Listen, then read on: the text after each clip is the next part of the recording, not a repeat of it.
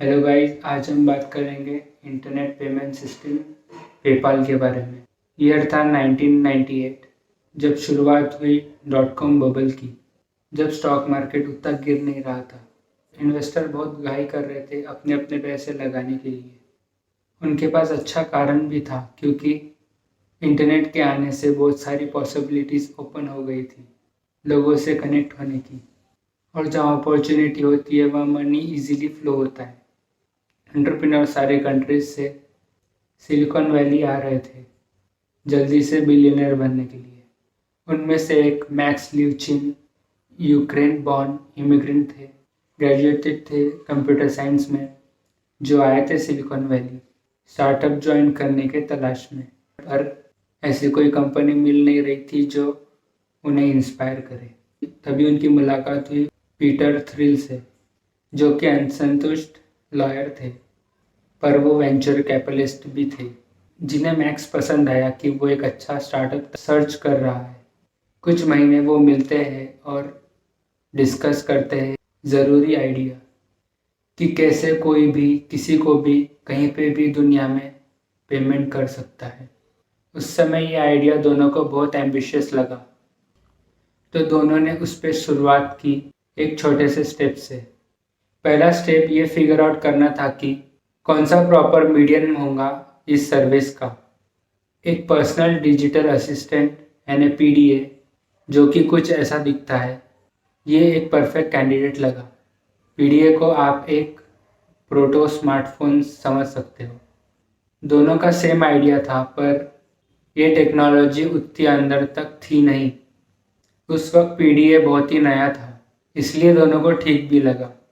जो उन्होंने निकाला फीड लिंक, जो अलाउ करता है इनक्रिप्टेड इंफॉर्मेशन स्टोर करने में उस डिवाइस में, एक तरीके से पहला डिजिटल वॉलेट। अब अगर आपको फीड लिंक यूज़ करना है तो आपको PDA खरीदना पड़ेगा।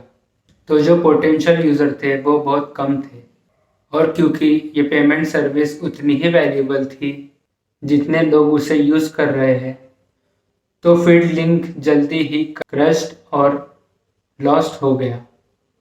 एक साल के अंदर मैक्स और पीटर थ्रिल फिर से शुरुआत करते हैं कि उन्हें ऐसे मीडियम की ज़रूरत है जो ज़्यादा पॉपुलर हो। कोई ऐसा डिवाइस तो था नहीं, पर इंटरनेट जो कि बहुत फैल चुका था, जो कि उनके एम्बिशंस को पूरा कर सकता है। फिर दोनों ने मिलके कॉन्फिनिटी को नोकिया के $3 मिलियन से बैकअप किया और सर्विस का नाम रखा पेपाल। पेपाल का सिस्टम सिंपलिस्टिक और ब्रिलियंट था। अब लोगों को PDA के बिना ईमेल और क्रेडिट कार्ड से भी अपने पैसे सेंड कर सकते थे। बेस्ट पार्ट ये था कि कोई भी किसी को पैसे भेज सकता था, अगर उसके पास अकाउंट ना हो तो भी। अगर उनके पास ईमेल है तो उन्हें पैसे मिल जाएंगे। फिर पीटर और मैक्स को एक और बेहतर आइडिया आया कि वो लोगों को पे करते हैं साइन अप करने के लिए और फ्रेंड्स को रेफर करने के लिए।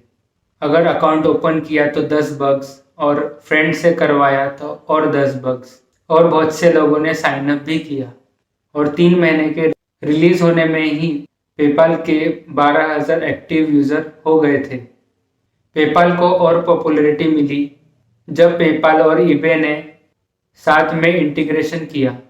उस वक्त ईबे ऑनलाइन मार्केट में इमर्ज हो रहा था, पर प्रॉब्लम ये थी कि आप सिर्फ पेचेक से ही पे कर सकते थे, जो कि बहुत टाइम लेता था। जब पेपाल आया तो ईबे के ऑक्शन पेपाल से ही किए जा रहे थे। ईबे का भी एक पेमेंट सिस्टम था, पर पेपाल कई गुना पॉपुलर हो चुका था। डॉट कॉम बबल जब पीक पे था तब बहुत सी ऑनलाइन पेमेंट सर्विस थी। उसमें से एक X.com भी थी, जो कि इलॉन मस्क की थी, और वो इलॉन मस्क का शुरुआत का वेंचर था। X.com का ऑफिस कुछ ब्लॉक्स दूर ही था पेपाल के हेडक्वार्टर से, और ये दोनों कंपनी पर्सनली एंगेज भी हुई कि इन दोनों में से कौन बेहतर है। दोनों साइड के इंजीनियर 100 घंटे हफ्ते तक का काम करने लगे। ये कंपटीशन इतना आगे निकल गया कि एक इंजीनियर ने बॉम्ब डिज़ाइन तक का सोच लिया। फिर मार्च 2000 में दोनों ने एंड किया और इलॉन मस्क और पीटर थिल ने दोनों ने मर्ज कर लिया। यह स्टेप क्रूशल था क्योंकि उस मंथ .com बबल क्रश होने वाला था और सारे कॉम्पिटिटर को भारी नुकसान भी। उस वक्त दोनों ने सर्विस मेंटेन रखने पे फोकस किया और दोनों क्रैश से बच गए। इनफैक्ट वो सक्सेसफुल हुए। उस साल पेपाल ने 2.5 मिलियन यूजर्स पूरे किए। पेपाल टीम उस साल $1 बिलियन एंटरप्राइज फाउंड कर चुकी थी और उन्हें पेपाल माफिया भी बुलाया जाने लगा था और टीम ने अपना बिजनेस अकाउंट भी ऐड किया और 2008 तक पेपाल के यूजर 130 मिलियन अकाउंट्स तक हो चुके थे।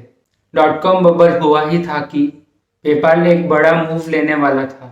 9/11 के एक और ट्रैजिक क्रैश के 2 हफ्ते बाद जो अमेरिकन इकोनॉमी को शॉक था, पेपाल ने अपना IPO अनाउंस कर दिया था 2002 में और IPO 50% अबव ओपन भी हुआ। पेपाल विन हो रहा था और पेमेंट सिस्टम ऑफ इंटरनेट बन चुका था। ईबे को पता चल चुका था तो अपना सिस्टम बिल पॉइंट बंद करके ईबे ने परचेस किया पेपाल पूरे $1.5 बिलियन में।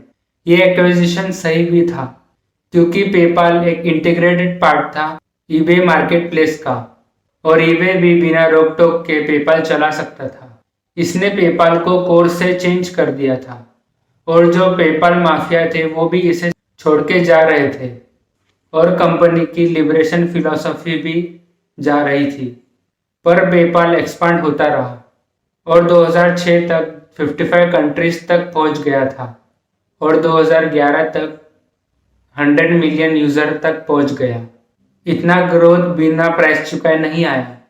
पेपाल ने स्ट्रगल किए बहुत सारे फ्रॉड और प्राइवेसी इशू शुरुआत से ही और बढ़ते बढ़ते और प्रॉब्लम्स भी बढ़े। किसी के पैसे रुक जाते थे तो किसी के पैसे गायब हो जाते थे और इस पे रेगुलेशंस भी लगे क्योंकि पेपाल एक बैंक नहीं थी। तो जब भी हिंट मिलता था कि फ्रॉड हुआ है तो अकाउंट ब्लॉक कर दिया जाता था। इसके बावजूद पेपाल की पॉपुलैरिटी ग्रो होती रही। 2014 में इतना ग्रो हुआ कि ईबे भी हैंडल नहीं कर पाया और पेपाल को बाहर करा और आज ये एक पब्लिकली ट्रेडेड कंपनी है और यूजर्स बढ़े पहले से ज़्यादा। 2017 में 200 मिलियन यूजर थे पेपाल के। पास्ट 10 साल में पेपाल ने डजन्स कंपनीज एक्वायर करी, ऑनलाइन पेमेंट और फ्रॉड प्रोटेक्शन की और भी करना चाहता है वो एक्वायर। कई इश्यूज के बावजूद पेपाल एक लार्जेस्ट ऑनलाइन पेमेंट सर्विस है और फॉर्च्यून 500 इंडेक्स का पार्ट भी। पेपाल एक बैंक तो नहीं है पर अब ये लगने लगा है और इतना बड़ा कि शायद ही फेल हो। पीटर थिल ने एक बुक भी लिखी है जिसका नाम है 0 to 1, जिसका जिक्र मैंने how to start a startup वाले वीडियो में भी करा है। अगर आपको ये वीडियो इन्फॉर्मेटिव लगी हो तो लाइक, कमेंट और शेयर और सब्सक्राइब करना।